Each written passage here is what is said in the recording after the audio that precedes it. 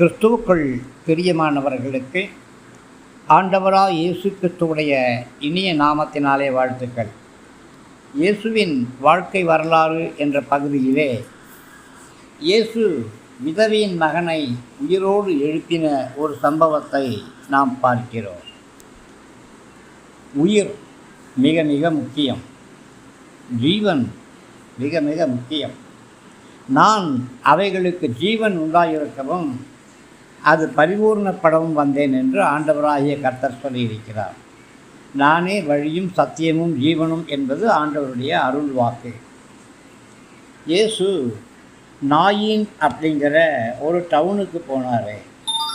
இயேசுடைய சீஷர்களும் மிக பெரிய கூட்டமான மக்கள் பலரும் அவரோடு பிரயாணம் செய்தாங்க. நகர வாசலை இயேசு நெருங்கி வந்த பொழுது எதிர்த்தாப்பில் ஒரு மரண ஊர்வலம் வந்துச்சு. விதவையான ஒரு தாய் தன்னுடைய ஒரே மகனை இழந்திருந்தாள். அவனது உடலை சுமந்துட்டு வரும் பொழுது தாயோடு அந்த நகர மக்கள் பலரும் கூட இருந்தாங்க. அப்போது இயேசு அந்த மகளை பார்த்து அவளுக்காக மனதுருகினார். அவள்கிட்ட போய் அழாதே அப்படின்னு சொன்னார். பாடைக்கு பக்கத்தில் வந்து அந்த பாடையை தொட்டார். அப்பொழுது அந்த பாடையை சுமந்துட்டு வந்த மனுஷங்க நின்றாங்க. இயேசு இறந்து போயிருந்த மனுஷனை பார்த்து, இளைஞனே எழுந்திரு என்று உனக்கு சொல்கிறேன் அப்படின்னு சொன்னார். அது ஒரு கட்டளையாக இருந்துச்சு. அந்த கட்டளைக்கு கீழ்ப்படிந்து இறந்து போன அந்த மகன் எழுந்து உட்கார்ந்து பேச ஆரம்பித்தான். அவன் தாயிட்ட இயேசு ஒப்படைச்சார்.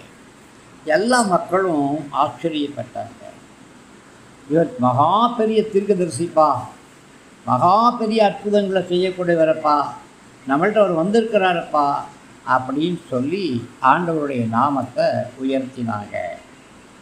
தேவன் தன் மக்களை கவனிக்கிறாரப்பா அப்படின்னு தேவனை புகழ ஆரம்பித்தாங்க. அந்த குடும்பம் எப்படி இருந்திருக்கும், அந்த அம்மா எப்படி இருந்திருப்பாங்க, அந்த பையன் எப்படி இருந்திருப்பார், யோசனை பண்ணி பாருங்க. மரண செய்தி அநேகருக்கு துக்கத்தை கொண்டு வரும். ஜீவனின் செய்தி அநேகருக்கு மகிழ்ச்சியை கொண்டு வரும். நாங்கள் உங்களுக்கு மரணத்தின் செய்தியை கொண்டு வரலை, ஜீவனின் செய்தியை கொண்டு வரோம். மரித்தவர்களை உயிரோடு எழுப்பக்கூடிய இயேசுவை நாங்கள் உங்களுக்கு சொல்கிறோம். நீங்கள் இயேசுவை ஏற்றுக்கொள்ளுங்க, மரித்தாலும் பிழைப்பீங்க. ஆமேன்.